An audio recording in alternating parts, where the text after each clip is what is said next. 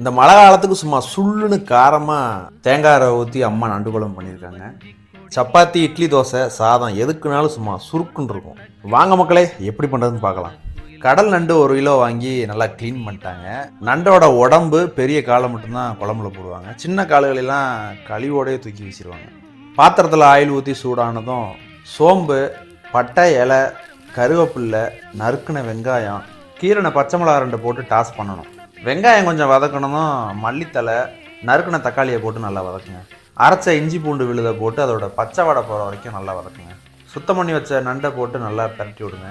தேவையான அளவு உப்பு, குழம்பு மிளகாய் தூள் போட்டுக்கணும். கடையில் ரெடிமேட் குழம்பு மிளகாய் தூள் கிடைக்கும். இது அம்மா ரெடி பண்ண குழம்பு தூள். இது எப்படி பண்ணுறதுன்னு தனியாக ஒரு வீடியோ போடலாம்.